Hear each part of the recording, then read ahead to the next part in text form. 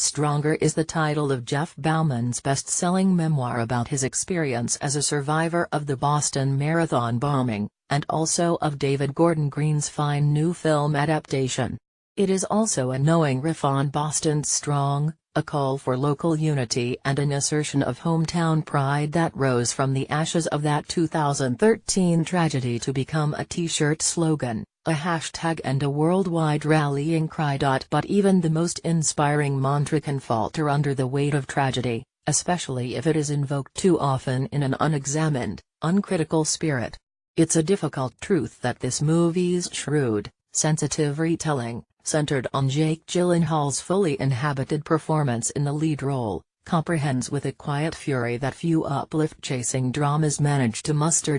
As we follow Jeff through the horror of losing his legs in the explosion and then spending months learning to walk again with prosthetic limbs, the chorus of Boston Strong seems to pelt him from all sides, from family members, friends and complete strangers alike. Words that are meant to soothe and encourage soon take on an empty, platitudinous air, not so much honoring as trivializing his suffering, a suffering that those noisily cheering him on can scarcely begin to understand. One of the best things about Stronger, which Green directed from a script by John Polono, is that it doesn't shy away from, much less attempt to stifle, the anger, despair and terrible loneliness that Bauman experienced during his long, painful rehabilitation. The movie is a straightforward, even familiar, tale of survival and recovery, but its grave respect for the unique extremity of its protagonist's ordeal cancels out any impulse toward exploitation. It doesn't make the mistake of assuming that your tears are its natural entitlement, which is precisely why you might find yourself shedding a few before it's over. Mine admittedly started flowing early, not long after Jeff, a Costco employee in his 20s, tries to win back his on-and-off girlfriend, Erin Hurley, the superb Tatiana Maslany, by greeting her at the finish line of the marathon she's running. Green dramatizes what happens next with remarkable discretion.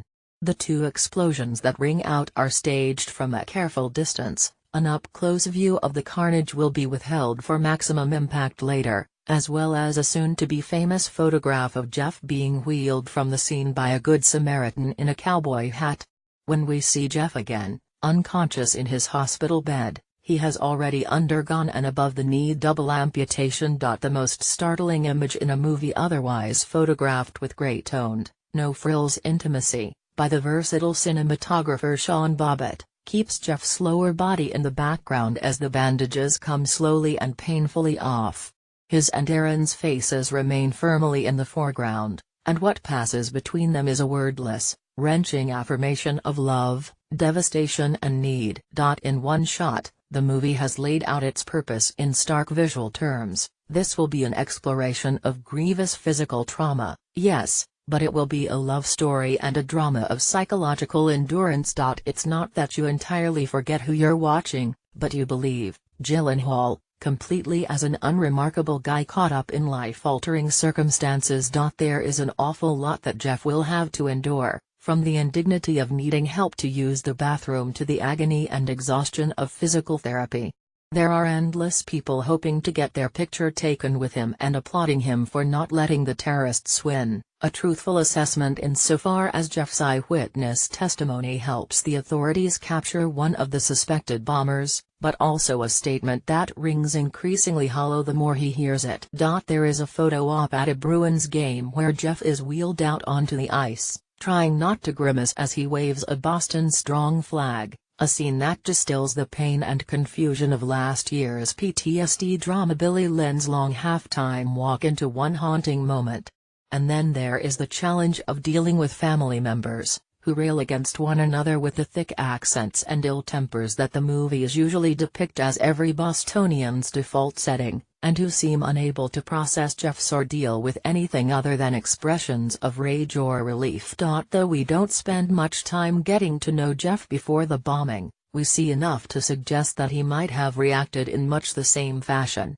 An early scene revels in his gregarious, outsized personality, which feeds equally on beer and the deep bonds of community. He's never happier than when he's watching a Red Sox game at a bar with his family and friends. One of Stronger's most perceptive insights is that this kind of boozy tribalism has its comforts and supports, but also its limitations.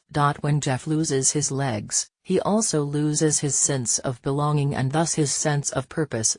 Trying to mitigate that